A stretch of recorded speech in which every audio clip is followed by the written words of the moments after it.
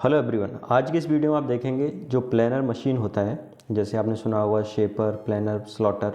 तो planner machine जो होती है उसकी मैकेनिज्म किस तरह से काम करती है, हम समझेंगे किस तरह से मोटर से जो आपका मोशन जनरेट होता है उसको बोर्ड जो बेड होता है प्लानर मशीन का, उस बेड में किस तरह से ट्रांसमिशन करते हैं। तो आइए समझते हैं। तो इसका ये टिपिकल डायग्राम दिया हुआ है, यहाँ पर आप देख सकते हैं।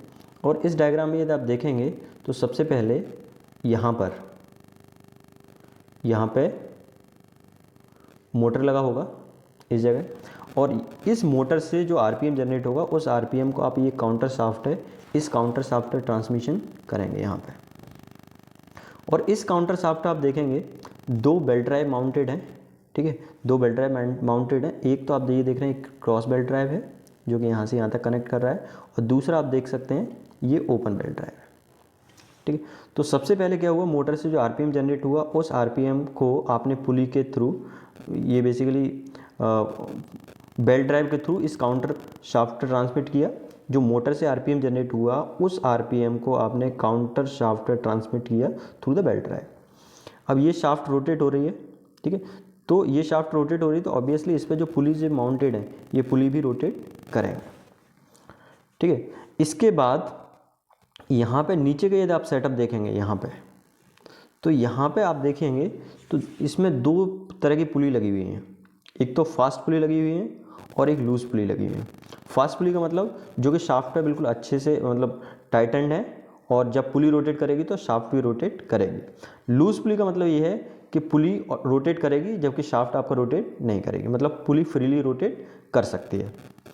तो आप देख सकते हैं ये जो ओपन बेल्ट ड्राइव है, यहाँ पे ये ओपन बेल्ट ड्राइव है, इसके लिए दो शाफ्ट हैं, ठीक है। एक तो इसमें ये फास्ट है, फास्ट पुली है, और एक लूज पुली है, इसके लिए दो पुली हैं। ऐसे ही जो क्रॉस बेल्ट है, क्रॉस बेल्ट के लिए दो पुली हैं। आप देखेंगे इसमें एक इसमें ये लूज पुली है और ये वाली इसमें फास्ट पुली है, ठीक है। तो बेसिकली लूज पुली का ऑप्शन इसलिए रखा गया है कि आप एक बार पावर का जो ट्रांसमिशन है वो इस जो ड्राइविंग शाफ्ट है, जो मेन ड्राइविंग शाफ्ट है ये वाली, इस मेन ड्राइविंग शाफ्ट में एक बार जो मोशन का ट्रांसमिशन है वो आप क्रॉस बेल्ट ड्राइव से करें, और एक बार जो मोशन का ट्रांसमिशन है वो ओपन बेल्ट ड्राइव से करें। अब क्रॉस बेल्ट ड्राइव से करने का लॉजिक ये होता है कि क्रॉस बेल्ट ड्राइव में क्या होता है, ज़्यादा एरिया कॉन्टैक्ट होता है, आप ज़्यादा पावर को ट्रांसमिशन कर सकते हैं। तो जनरली जब कटिंग स्ट्रोक होता है तो आपका क्रॉस बेल्ट ड्राइव है ये, ठीक है। वो क्रॉस बेल्ट ड्राइव जो मेन पुली होती है जिसको हम फास्ट पुली बोलते हैं, उस फास्ट पुली पे माउंटेड होता है, और उस फास्ट पुली से वो मोशन फिर आगे ट्रांसमिशन होता है। जबकि रिटर्न स्ट्रोक होता है, तो रिटर्न स्ट्रोक में क्या होता है कि आपको क्विकली मूव कराना होता है, और उसमें कोई क्योंकि कटिंग परफॉर्म नहीं होती, वो आइडल स्टॉक होता है। तो आप यहाँ पे एक चीज़ ये देख पा रहे हैं कि जब हम क्रॉस बेल्ट ड्राइव से पावर ट्रांसमिशन कर रहे हैं, इधर क्रॉस बेल्ट ड्राइव से पावर ट्रांसमिशन कर रहे हैं, तो स्मॉल पुली से लार्जर पुली में पावर ट्रांसमिशन कर रहे हैं। तो इसका लॉजिक ये होता है स्मॉल से लार्ज में, क्योंकि आपके आरपीएम क्या हो जाएंगे, रिड्यूस हो जाएंगे और टॉर्क इंक्रीज हो जाएगा, ठीक है। तो जब आपका कटिंग स्ट्रोक होता है तो कटिंग स्ट्रोक में जो स्पीड होती है बेड की वो स्पीड ज़्यादा होती है, और जब रिटर्न स्ट्रोक होता है तो उसमें स्पीड क्या होती है, कम होती है। इसलिए आप यहाँ पे देखेंगे जो बेल्ट ड्राइव है इसमें स्मॉल पुली से पावर ट्रांसमिशन कर रहे हैं और स्मॉल पुली में। तो यहाँ से आपको एक चीज़ समझ में आएगी कि इस सिस्टम के through, open and cross belt drive के थ्रू, जब आपका कटिंग स्ट्रोक होगा तो उस स्ट्रोक में स्पीड क्या होगी, कम होगी, और जब ओपन बेल्ट ड्राइव होगा तो उसमें स्पीड क्या होगी, ज़्यादा होगी। क्योंकि क्रॉस बेल्ट ड्राइव में आप क्या कर रहे हैं, स्मॉल पुली से लार्ज पुली में पावर ट्रांसमिट कर रहे हैं, जबकि ओपन में क्या कर रहे हैं, स्मॉल पुली से स्मॉल पुली में पावर ट्रांसमिशन कर रहे हैं, ठीक है। ये चीज़ हो गई। अब इसके बाद यहाँ पे पावर आ गया, ये आपको समझ में आ गया, इस शाफ्ट पे पावर आ गया, ठीक है। और इस शाफ्ट में बेसिकली क्या होगा, एक बार ये क्लॉकवाइज में रोटेशन करेगी और एक बार एंटी क्लॉकवाइज रोटेशन करेगी। ऐसा इसलिए होगा क्योंकि ये वाली शाफ्ट है, इसका तो एक ही डायरेक्शन होगा रोटेशन का, और ये क्रॉस बेल्ट ड्राइव लगी हुई है, तो क्रॉस बेल्ट ड्राइव क्या करेगी, इसको जैसे मान लीजिए ये क्लॉकवाइज रोटेट करा रहा है तो ये एंटी क्लॉकवाइज रोटेट, क्योंकि क्रॉस बेल्ट ड्राइव के केस में आपने पढ़ा होगा कि जो क्रॉस बेल्ट ड्राइव यूज़ करते हैं उस केस में जो शाफ्ट कनेक्टेड होती हैं वो शाफ्ट का डायरेक्शन अलग अलग होता है, मतलब क्लॉकवाइज एंटी क्लॉकवाइज होगा, ठीक है। ऐसे ही ओपन बेल्ट ड्राइव होगी तो सेम डायरेक्शन होगा, मतलब दोनों शाफ्ट या तो क्लॉकवाइज डायरेक्शन होगी या दोनों शाफ्ट एंटी क्लॉकवाइज डायरेक्शन होंगी, ठीक। तो यहाँ से आप क्या कर रहे हैं, एक तो आपको समझ में आ गया कि कटिंग स्ट्रोक है, कटिंग स्ट्रोक में आप क्रॉस बेल्ट ड्राइव यूज़ करेंगे, और जो आइडल स्ट्रोक है ना, जिसमें आपका बेड रिटर्न होता है उसमें ओपन बेल्ट ड्राइव यूज़ करेंगे। दूसरी चीज़ यहाँ पे ये है कि दूसरा ये है सिस्टम। अब आप देखो आगे किस तरह से मोशन ट्रांसमिट हो रहा है वो समझिए। ये शाफ्ट पे पावर आ चुका है यहाँ पे, सॉरी इस शाफ्ट पे पावर आ गया, ठीक है। इस शाफ्ट पे जो पावर आएगा, यदि आपका कटिंग स्ट्रोक होगा तो क्रॉस बेल्ट ड्राइव से आएगा, और यदि आइडल स्ट्रोक होगा तो ओपन बेल्ट ड्राइव से आएगा, ठीक है। और ये किस तरह से होता है वो अभी और आगे देखेंगे, थोड़ा सा इसको आगे समझते हैं।